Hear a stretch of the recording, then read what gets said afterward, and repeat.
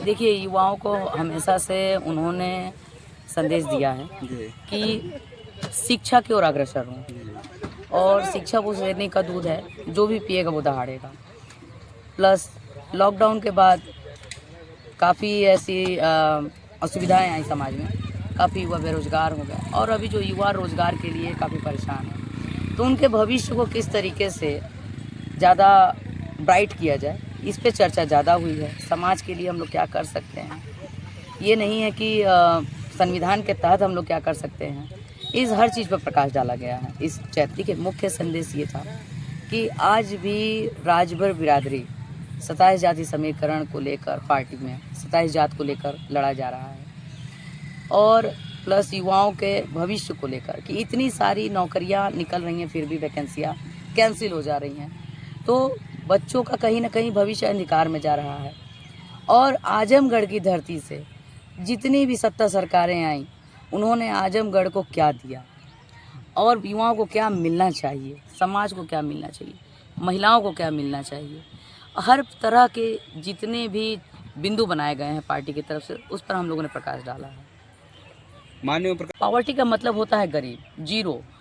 हर गांव से 2 अक्टूबर को माननीय योगी जी के द्वारा मंत्री जी ने एक कार्यक्रम पास करवाया, 2 चीज़ें पास करवाई हैं।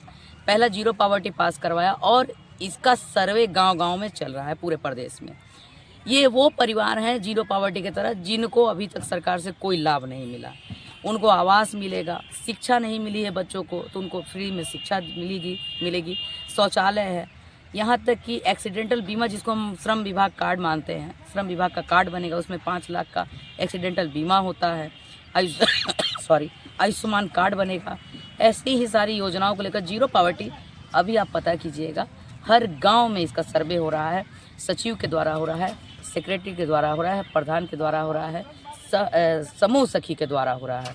और आपको इसी क्रम में बता दूं, एक योजना और उन्होंने पारित करवाई है, 5 लाख रुपया ब्याज मुक्त लोन, जिसका ब्याज आपको नहीं भरना है। ये व्यवसाय करने के लिए 8 पास न्यूनतम 8 पास आपको होना चाहिए।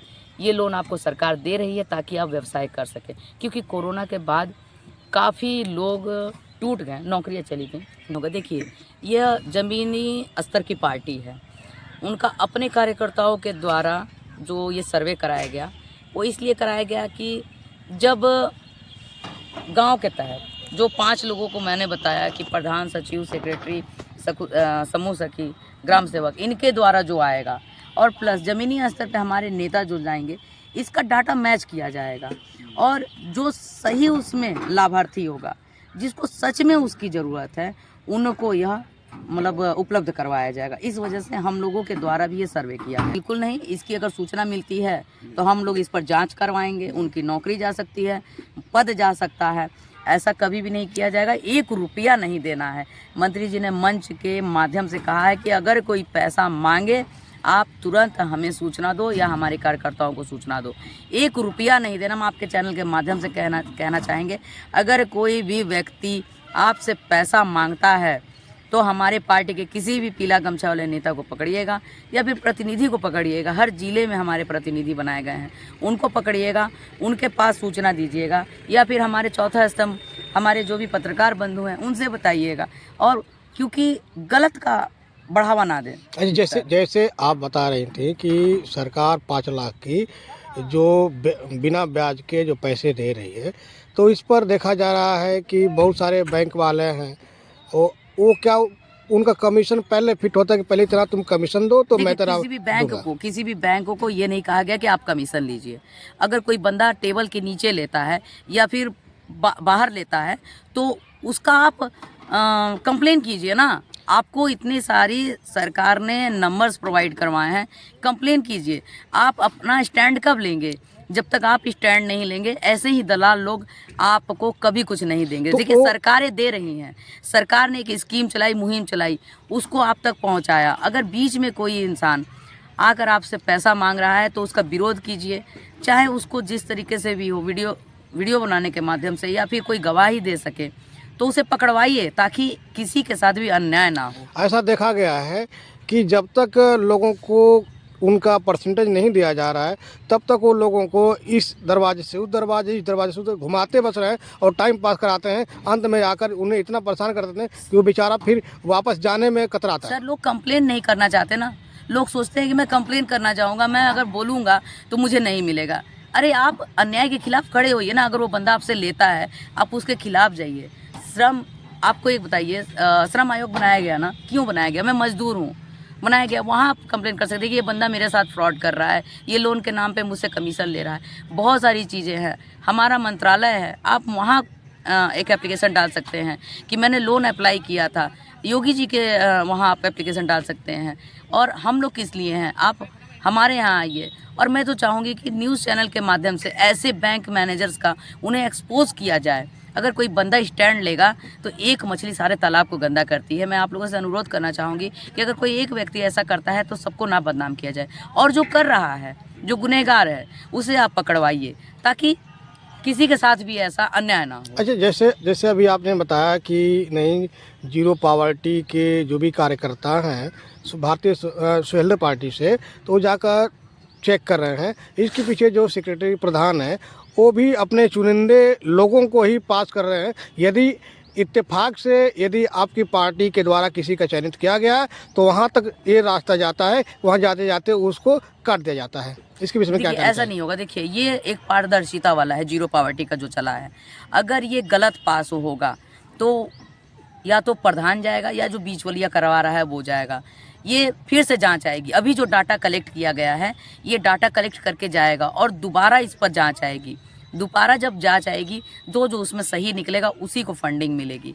देखिए, इसको बड़ी गहनता के साथ किया जा रहा है। ज़रूरी नहीं है कि 25 डाल दिया गया हो, उसमें से 10 ही पात्र हैं, 10 का मिलेगा। फिर अगले वाले में जो पात्र होंगे उनका फिर से जांच करवा के दिया जाएगा। देखिए, प्रक्रिया आप भी जानते हैं महोदय कि बड़ी लंबी प्रक्रिया होती है, लेकिन मंत्रालय की जो भी प्रक्रिया होगी उस पर पूर्ण विश्वास है कि कहीं भी किसी के साथ कोई अन्याय नहीं होगा। हम किसी के खिलाफ उठेंगे नहीं, अन्याय के खिलाफ, तब तक हम कैसे किसी को न्याय दिलवा पाएंगे। मेरी अपील है, अगर ऐसा कोई व्यक्ति करता है तो आप हम लोगों से संपर्क करें, हम आपको न्याय दिलवाएंगे। आपका मंत्री खुद कहता है कि मैं ना 1 रुपया लेता हूँ, ना मैं 1 रुपया किसी को देने देता हूँ। लेकिन सामने तो आइए। जब तक आप अपनी आवाज़ बुलंद नहीं करेंगे, आप मेरे पास नहीं आएंगे, तब तक मुझे कैसे पता चलेगा कि आपको कौन प्रताड़ित कर रहा है। और मंत्री जी ने यह भी कहा है कि अगर ऐसा करता हुआ कोई भी प्रधान, सेक्रेटरी या सचिव पाया गया तो तुरंत उस पर कार्रवाई करवाई जाएगी। बल्कि मंत्री जी नहीं, हम सारे कार्यकर्ता मिलकर गांव-गांव तक इस बात का लोगों में जागरूकता फैला रहे हैं कि अगर कोई पैसा मांगे तो आप ना दें, बल्कि अगर कोई मांगता है तो आप हमें आइए, हमें बताइए, या फिर आप एक एप्लीकेशन डाल सकते हैं, लेकिन आपको स्टैंड तो लेना पड़ेगा सर। चलिए, एक चीज़ बताइए, आपने भी कहा शिक्षा और सरने का दूत है, जो पिएगा दहाड़ेगा, जो बाबा साहब के जो वक्तव्य हैं, आज देखा जा रहा है कि जो स्कूल और कॉलेजों की जो फीसें बढ़ाई दी जा रही है और जो उनकी जो बुकें हैं हर वर्ष उसको चेंज किया जा रहा है। इसका उस गार्जियन पे, उस छात्रों पे क्या असर जाएगा, ये आपसे जानना चाहते हैं। देखिए, इसका असर तो पड़ता है। और आपको बता दूं, अगर आपने पिछला कोई भाषण सुना हो या फिर आपने कभी गौर फरमाया हो, मंत्री जी ने एक समान शिक्षा और गरीबों के लिए फ्री शिक्षा की मांग की है। और देखिए, ये जो स्कूल अपने मन से प्राइवेट स्कूल्स दाम बढ़ा रहे हैं, उन लोगों ने ठेका खोल लिया है, अपने ही स्कूल में ड्रेस भी देंगे, कापी किताब देंगे, जूता मोजा देंगे, तो उनका विरोध जब तक गार्जियन नहीं करेगा तब तक उसको ऊपरी तौर पे नहीं, कहीं भी जड़ से ख़त्म करना पड़ता है। तो मैं ये भी कहना चाहूँगी कि जब तक इनके ऊपर कोई कड़ा एक्शन नहीं होगा तब तक इसको कोई भी बंद नहीं करवा सकता। आज ना जाने कितने ही प्राइवेट स्कूल लोग खोल देते हैं जैसे, और लोग सोचते हैं कि हम अपने बच्चे को अच्छी पढ़ाई दें। जैसे आपने बताया फ्री शिक्षा, तो जो फ्री शिक्षा जो सरकारी स्कूलों में दी जा रही है, यहाँ तक देखा जा रहा है कि जो सरकारी जो टीचर हैं उनके ऊपर सरकार इतने बोझ लाद दे रही है, इतना वर्क दे रही है कि बच्चों को क्या पढ़ाएं समझ में नहीं आता। वो टीचर बार देखता है फील्ड में, उसका हमारी मांग इसी पद्धति को तो सुधारने की है। हम चाहते हैं कि ये गरीब का बेटा क से कबूतर नहीं, क से कंप्यूटर पढ़े। उस शिक्षा को डिजिटल किया जाए, हाईटेक किया जाए। और प्लस हमारी मांग भी रहती है कि भैया उनका बोझ कम किया जाए। ठीक है, जो रिक्त हैं जो रिक्त भर्तियां हैं उनको बहाल की जाए, ताकि भर्ती हो तभी तो उनका बोझ कम होगा। आज ये युवा चेतना महारैली इसीलिए करवाया जा रहा है ताकि सरकार से, हम सहयोगी दल में हम सरकार को जनता की बात पहुंचा रहे हैं, और हमारे मंत्री जी का ये दावा है कि कहीं ना कहीं सरकार जरूर सुनेगी, और आपसे महोदय बता दूं इसका निवारण भी होगा और बहुत जल्दी ही होगा। और यदि सरकार आपकी बातों को नहीं सुनी तो आप क्या करेंगे और जनता को कैसे आप आश्वासन देंगे? देखिए, ये तो भविष्य के गर्त की बात है। अगला 2 मिनट बाद क्या होने वाला है मैं नहीं बता सकती हूँ, लेकिन हमारी लड़ाई लगातार चल रही है और चलती रहेगी। और हो सकता है कि शायद आपके इस सवाल का ऑपोजिट आंसर आपको कुछ अच्छा ही मिल जाए आने वाले समय में। हमेशा नेगेटिव नहीं रहा जाता है, पॉजिटिव भी रहा जाता है। तो भैया मैं तो बहुत पॉजिटिव हूँ और मैं अपनी पार्टी के साथ बहुत पॉजिटिव हूँ। अभी देखा जाएगा कि पिछले जो 70 साल की जो सरकार चली तो उसमें बहुत सारे लोग पॉजिटिव हुए, लेकिन फिर भी उसका कोई रिजल्ट नहीं निकला। अब महोदय जो हमारे इस उत्तर प्रदेश के जो मुखिया हैं और जो देश के प्रधानमंत्री जी हैं, उनका जो कार्यक्रम पूरे लोगों के लिए चल रहा है, क्या वह ज़मीनी स्तर तक उतर कर आप पर सबको मिल पा रहा है या नहीं मिल पा रहा है, इसके विषय में आप क्या कहना चाहते हैं? एक बात बताइए, मैंने अभी भी आपसे कहा कि एक बंदे से कुछ भी नहीं हो सकता है, ठीक है। अकेला चना भार नहीं फोड़ सकता है, ये आपके हमारे माध्यम से होगा। अगर आप चाहते हैं ये सुधार हो तो आप महोदय हर गांव हर क्षेत्र में जाकर 1-2 वीडियो बनाते हैं, न्यूज़ लेते हैं, बाइट लेते हैं। मैं आपसे वही कह रही हूँ कि सुधार करने के लिए हम एक दूसरे को हाथ बढ़ाना पड़ेगा, एक दूसरे की सहायता करनी पड़ेगी।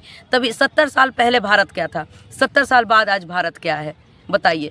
जिन गुलामी की बेड़ियों से हम जकड़े हुए थे, आज हम इतना स्वतंत्र होकर यहाँ पर आपके सामने महिला होकर इस तरीके से बोल रहे हैं। क्या महिलाएं 70 साल पहले इतना बोल पाती थी?